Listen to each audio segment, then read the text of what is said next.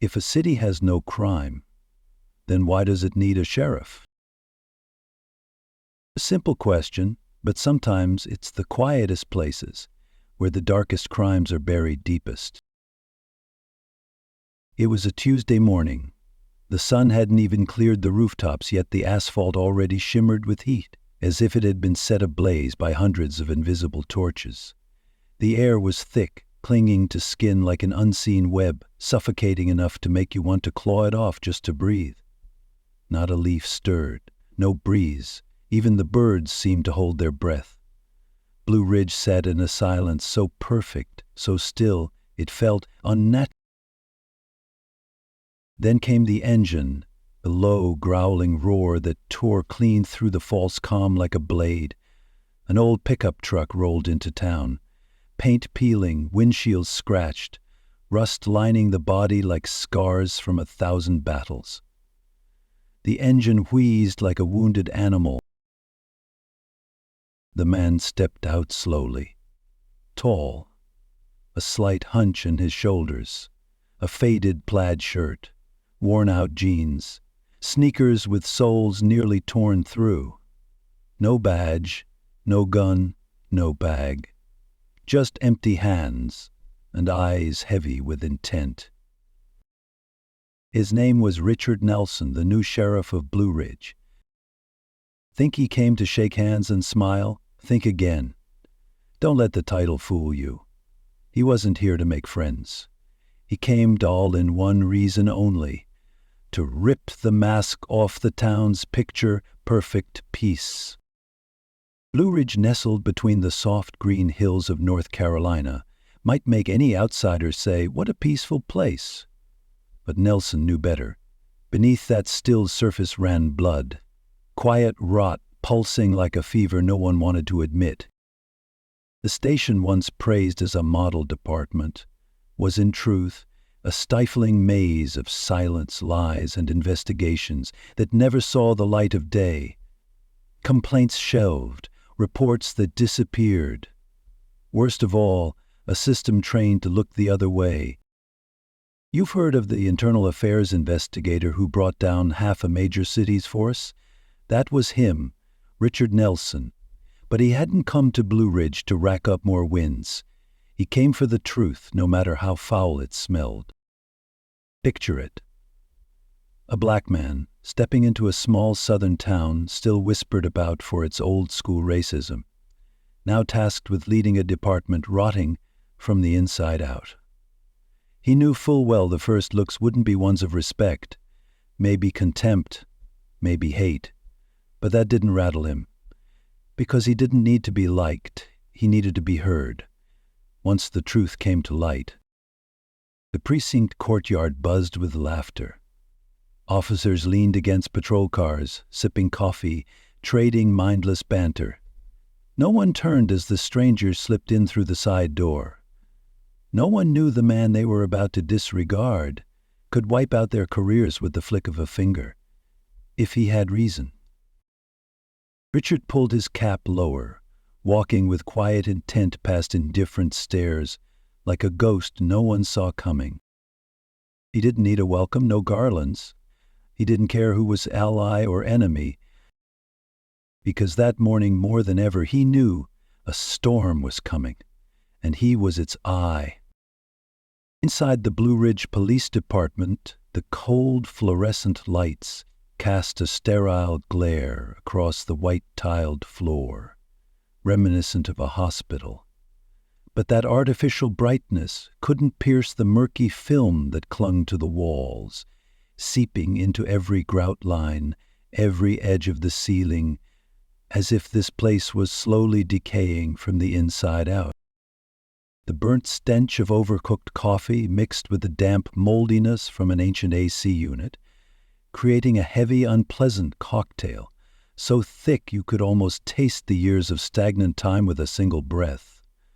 Phones rang, boots echoed, clipped conversations came and went.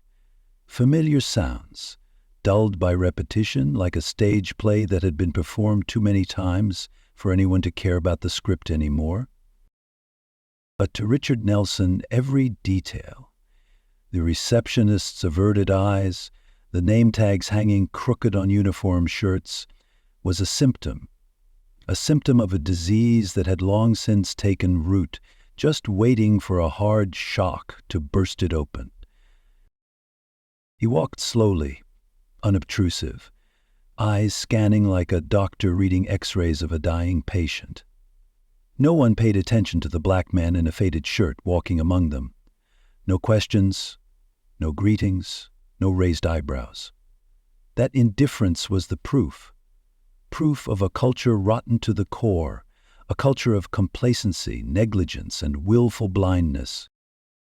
Until, "Hey you," the shout sliced through the stagnant air like a knife. Not a question, not a cautious inquiry, a crude command laced with contempt. Richard turned. A white officer approached, posture stiff, face twisted, not with anger, but with the smug satisfaction of a bully. His badge gleamed, Daniels, a sliver of shine over corroded morals. His gaze wasn't about identification, it was about judgment. Behind Daniels, 3 others stood with arms crossed, eyes locked, like spectators awaiting a brutal show. "Lost, are we?" Daniels sneered. "This ain't a shelter. Take your stinking ass out of here before I call someone to lock you up." His words fired like bullets, sharp, direct, cruel, aimed squarely at dignity, powered by assumption. To him, a black man in plain clothes could only be one thing: homeless. Have you ever seen a man stand in the face of fury and stay silent? Richard didn't flinch, not from fear, but from internal struggle.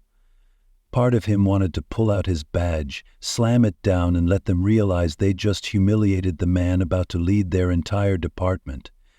But another part, the wiser part, wanted to wait, to see how far they'd fall, to let them rip their own masks off, one action at a time. But Daniels didn't give him the chance. He stepped in closer, each stride heavy, eyes alight like a predator who smelled blood. And then, the slap of irrational pride.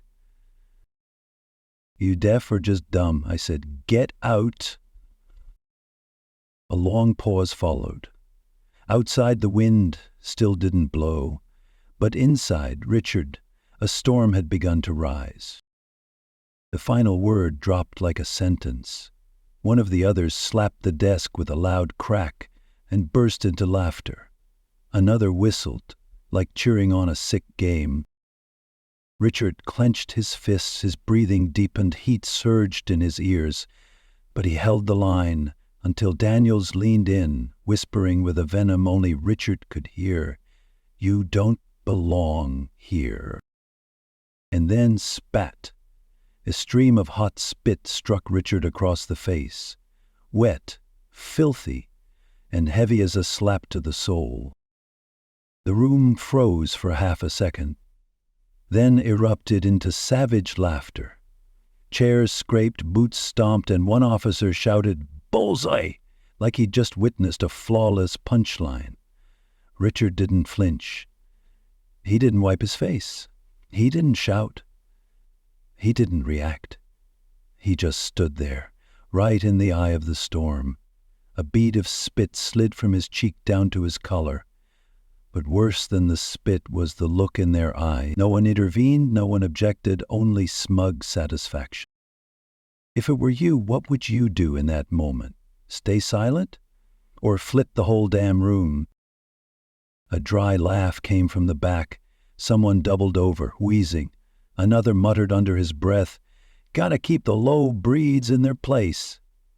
The laughter, the sneers, the smug stares, they circled Richard like a cage of smoke.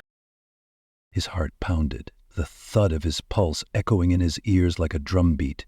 But he didn't lose control. Every movement remained deliberate. He reached into his pocket and pulled out a neatly folded handkerchief. No rush, no rage. Calmly he wiped his face. Daniels's filth was gone, but the sting of humiliation lingered, thick and cold. Richard looked Daniels straight in the eye. His voice was low, but each word cut clear.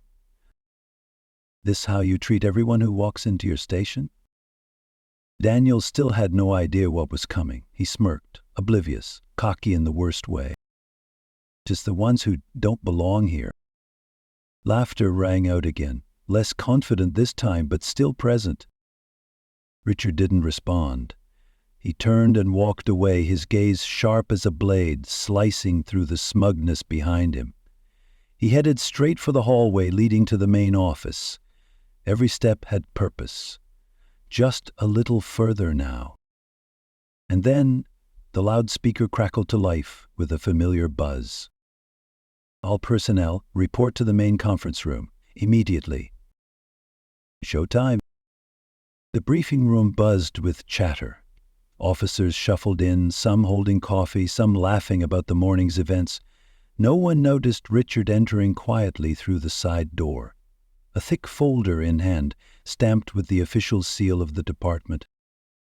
He stood behind the curtain, watching. Faces he'd seen just minutes ago now sat comfortably in chairs. Some still chuckled. One recounted the hobo incident from earlier. At the front of the room, Captain Harris, a stocky man with a graying mustache, tapped his fingers on the podium. "All right, settle down. We have an important introduction this morning." The chatter slowly faded. All eyes turned forward. "As you know, Mr. Caldwell retired last month, and today I have the honor of introducing your new sheriff, a man with an impressive record and a clear vision for the future of this department." Daniels, still leaning against the wall with arms crossed and a smug grin on his face, didn't budge, until Richard stepped out.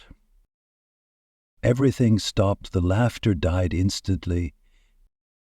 Richard walked up to the podium, each step steady and deliberate. His face betrayed no emotion, but his eyes were sharp, cutting through the false fronts in the room like a blade. He placed the thick folder down on the podium, scanning the room with a calm, measured gaze. A heavy silence fell over the room. Daniels froze, eyes wide, face drained of color.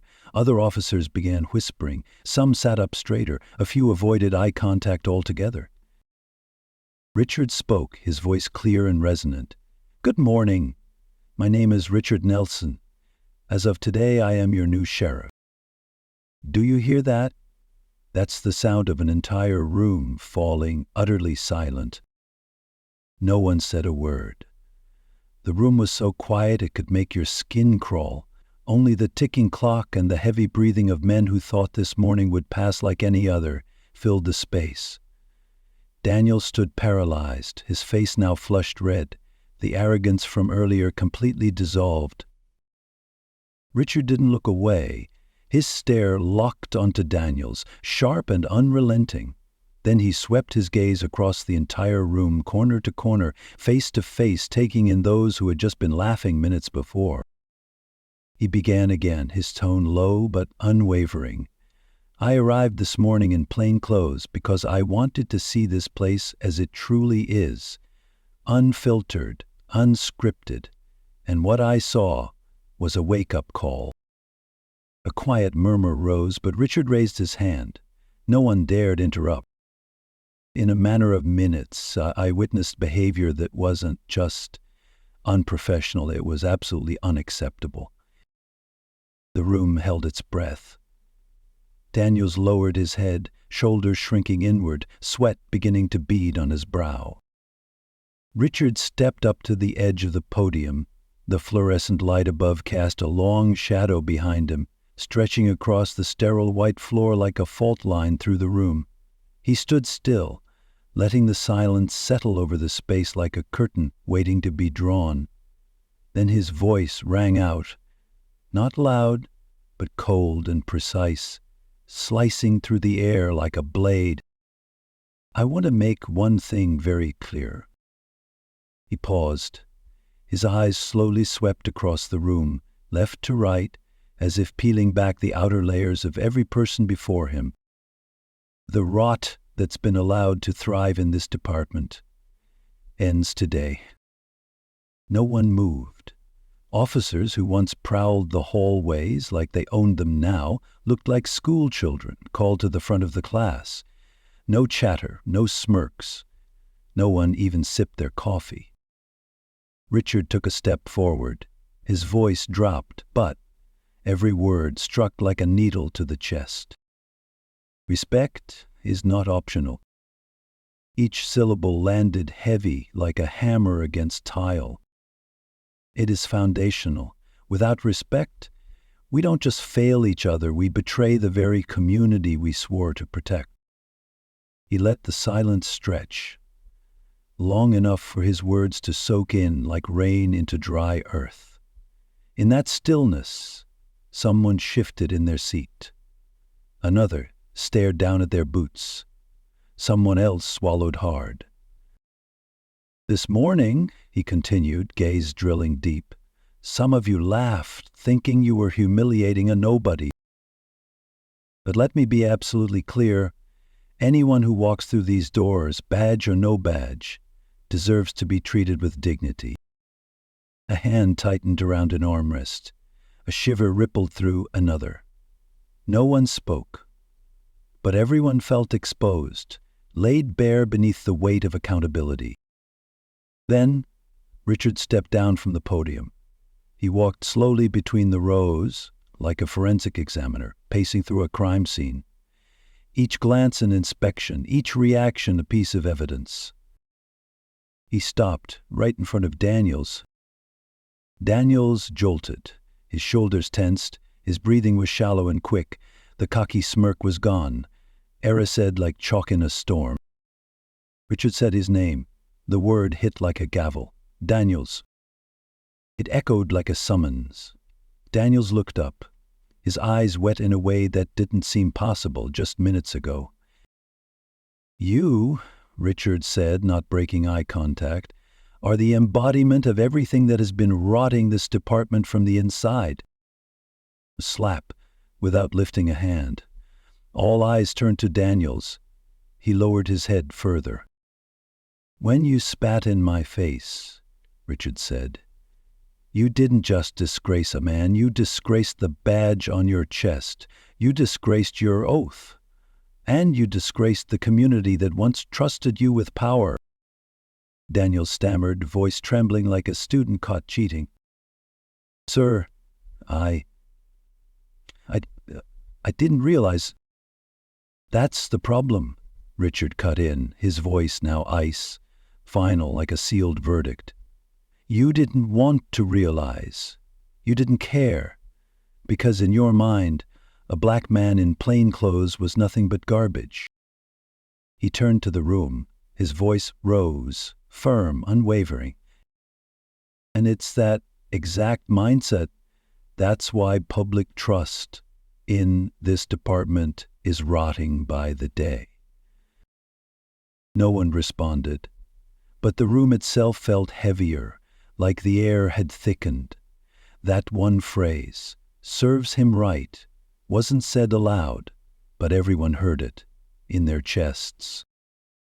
Richard turned back to face the entire room. His eyes swept across them like stage lights, scanning an audience holding its breath. What I witnessed this morning was not just the failure of one man. His voice rang out, each word hitting the floor like a hammer. This is a culture where bullying and bias haven't just been tolerated, they've been celebrated, and as of this moment, that ends. He stepped back to the podium, his back straight, his tone steady and gaining force. I've spent my entire career fighting for justice, not just on the streets, but within the walls of police departments like this one. Change isn't easy. It won't happen overnight.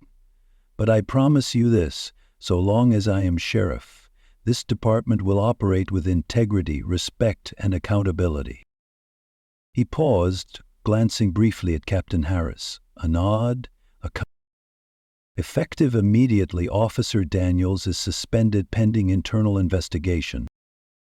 A wave of murmurs rippled through the room. Someone gasped. Someone else shot upright in their chair, but no one dared to speak. Richard continued, his voice losing none of its weight. And to those of you thinking this is just a slap on the wrist, think again.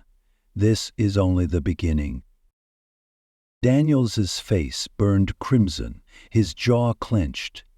He didn't look at anyone, not even those who had laughed with him earlier. Now he stood alone, a living lesson in the middle of a silent room.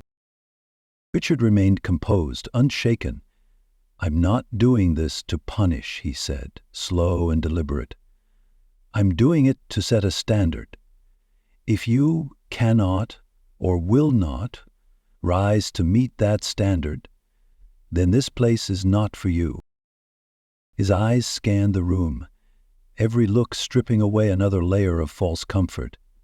"But if you are willing to change, to be better, I will walk that road with you. Just remember, I will be watching every step you take, no exceptions." The meeting ended in suffocating silence. No jokes. No one rushed out like they usually did. Just quiet, deliberate footsteps, like each man and woman was carrying a mirror that had just been held up to their face. Richard stood still at the podium, watching. Daniels slunk out of the room, eyes lost between shame and fury.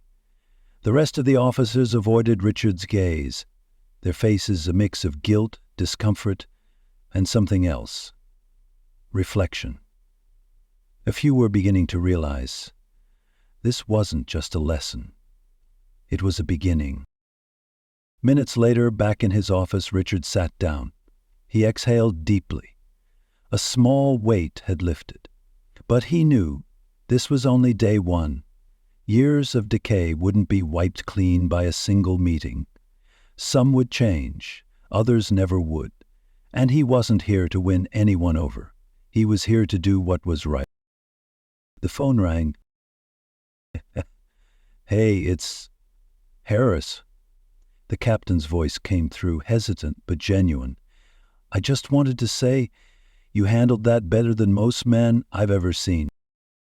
"Thank you, Captain," Richard replied curtly over the phone, his voice steady though his gaze had grown darker. "But the hardest part is just beginning. I want a complete summary of Officer Daniels's records on my desk by tomorrow morning. Every complaint, every disciplinary report. Everything." Harris responded, "Understood, sir." He hesitated for a moment, then added, his tone more sincere this time, "Today, I think you made a lot of people take a hard look at themselves. In the right way." The call ended. Richard leaned back slightly in his chair, allowing himself a brief moment of satisfaction, before turning his attention back to the towering stack of files in front of him. In the weeks that followed, the atmosphere at the Blue Ridge precinct began to shift. The officers who had once laughed with Daniels now avoided him like he carried a contagious disease. The rumor of his suspension spread faster than any official memo ever had. But what made people tread more carefully wasn't gossip. It was Richard's constant presence. He walked the halls every day at all hours. When he passed someone, he greeted them, made eye contact, shook hands if necessary. Not to appear friendly, add to send an unspoken message. "I'm here. I see. I'm watching." One day, Reza, a young rookie, approached him on her own. She stood in front of Richard, hands clenched, eyes full of regret. "Sir," she said, her voice trembling, "I know I went along with the culture here because I was scared of getting singled out. But I want to change now. I want to do what's right." Richard nodded. His voice was warm but firm. "Then that's enough. Every change starts with one person." Still, not everyone wanted change. Daniels unsurprisingly filed a grievance, accusing the department of unfair treatment. Richard didn't flinch. He stood firm, like stone in the path of a raging river. Responsibility wasn't optional. The internal investigation quickly pulled up his past, a long trail of excessive force complaints, multiple reports of verbal abuse toward women and civilians. His file read like a horror novel. The appeal was denied. Richard didn't need to say much. He made one thing clear. The era of hiding misconduct, of protecting each other through silence, it was over. Even with early progress, Richard knew the road ahead was long. Unconscious bias workshops and community engagement meetings still drew furrowed brows and skeptical stares. But he didn't stop. Every small victory, every person who spoke up, every officer who started to rethink their behavior, each was a milestone. One morning at a community event, Richard was speaking with a group of residents when a little boy timidly approached, clutching his mother's sleeve. "Are you really the sheriff?" the boy asked, eyes wide with a mix of curiosity and caution. Richard smiled, kneeling to meet him eye to eye. "Yes, I am," he said gently. The boy hesitated, then whispered, voice thin as a thread, "My dad says cops don't care about people like us." Richard felt a lump rise in his throat. He placed a hand on the boy's shoulder, his gaze steady and sincere. "But I can't change the past. But I promise. We're trying. And we're going to do better. For you, your parents, and everyone here. If you ever need help," he continued, his voice soft but certain, "don't be afraid. Come find me. Okay?" The boy nodded slowly. A small smile crept onto his young face, not big, but enough to begin dissolving the long-held doubt in his heart. And in that moment, in the light of that quiet smile, Richard remembered exactly why he had taken this job in the first place. 1 year passed. The Blue Ridge Police Department was still far from perfect, but no one could deny it had changed, clearly, irrevocably. Those who couldn't or wouldn't adapt had left. In their place were new recruits, young, driven and aligned with the vision of their leader, a force that stood for justice, that respected and served the people rather than ruling them. In a community once marked by tension and distrust, signs of progress had begun to bloom. Nods replaced wary stares. Quiet thank yous replaced the old cold silences. Slowly, but surely, trust was being rebuilt brick by brick. That night, Richard stood in the main hallway of the station, leaning against the wall, quietly watching. Officers were finishing their shifts, leaving in small groups, talking, laughing, clapping each other on the back. There were no mocking laughs, no sideways looks, just genuine connection. Real voices, real camaraderie. Richard smiled faintly. His chest felt lighter. He knew the challenges weren't over, they never would be. But he also knew the seed had been planted, and it was growing. Because change, no matter how hard, is always worth it. Always worth fighting for.